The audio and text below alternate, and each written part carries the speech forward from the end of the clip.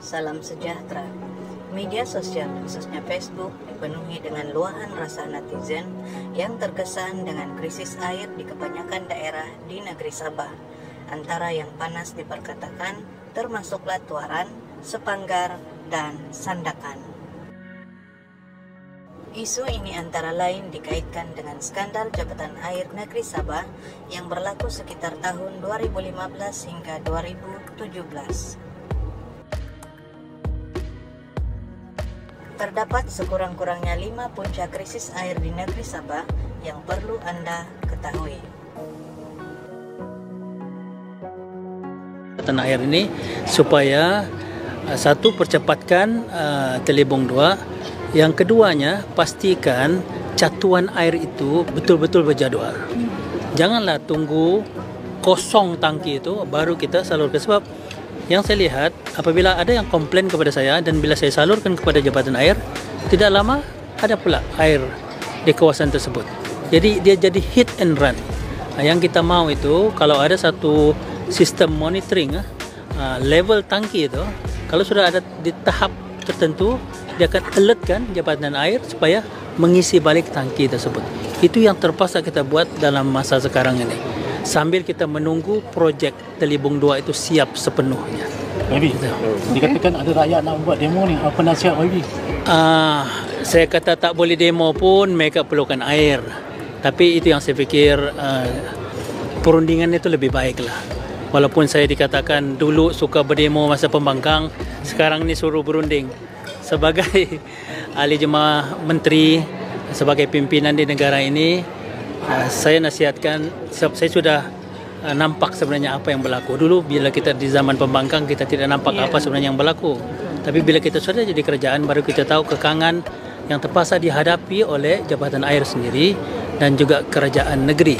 Itu yang saya kata, isu air di Sepanggar ini bukan isu biasa, di krisis air sudah. Krisis. Jadi kita minta supaya langkah luar biasa dibuat. Dan saya ada satu kenyataan pada kerajaan negeri, kemungkinan akan ada satu penstrukturan semula di jabatan air. Kalau itu boleh membantu, saya menyokonglah supaya ada pendekatan drastik dibuat supaya dapat menyelesaikan isu air, bukan sahaja di Sepanggar tetapi di semua di seluruh Sabah. Banyak tempat nih, semua saya tidak tahu lah. Sepanggar ni hot. Berdasarkan ucapan MP Sepanggar sebentar tadi, faktor pertama isu bekalan air di negeri Sabah adalah kekurangan loji rawatan air, khususnya di sekitar Tuaran, Sepanggar, dan Kota Kinabalu. Beliau mencadangkan agar loji Telibong 2 dipercepatkan pembinaannya di samping melakukan catuan air berjadwal sistematik. Datuk Peter Anthony melalui Kementerian Pembangunan Infrastruktur pada tahun 2018 menyatakan bahwa kos operasi yang terlalu tinggi merupakan faktor kedua kepada isu bekalan air di negeri Sabah.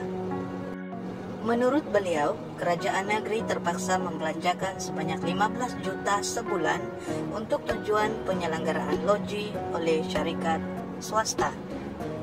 6 syarikat pengendali loji rawatan air itu seterusnya ditamatkan perkhidmatan bagi menjimatkan kos perbelanjaan kerajaan sebanyak 1 bilion setahun. Pada tahun 2021, Datuk Bong Mokhtaradin merupakan timbalan Ketua Menteri merangkap Menteri Kerja Raya bagi Kerajaan Negeri Sabah. Menurut beliau, sistem perpaipan dan juga loji rawatan air yang telah uzur merupakan antara faktor kepada masalah bekalan air bersih di negeri Sabah. 45% sistem perpaipan dan 22 daripada 84 loji mengalami masalah kerosakan yang sangat serius dan perlu perbaikan dengan kadar segera. Hal ini sesuai dengan kenyataan MP Sandakan yang menyatakan loji rawatan air Segaliud tidak terjaga asetnya, pam banyak rosak, dan penutup saliran air masin juga telah mengalami masalah. Bung dalam satu kenyataan juga menyatakan bahwa isu birokrasi dalam jabatan air merupakan antara punca kepada masalah pengurusan air dan pembentungan di negeri Sabah. Kenyataan ini dilihat sesuai dengan kenyataan yang dikeluarkan oleh Menteri Keuangan Masdi Manjun dan juga Timbalan Ketua Menteri 3 berkaitan dengan keperluan penstrukturan semula Jabatan Air Negeri Sabah. Sementara itu, Timbalan Ketua Menteri 3 juga menyatakan bahwa 60% daripada air yang dikeluarkan daripada loji rawatan air negeri Sabah dikategorikan sebagai air tidak terhasil.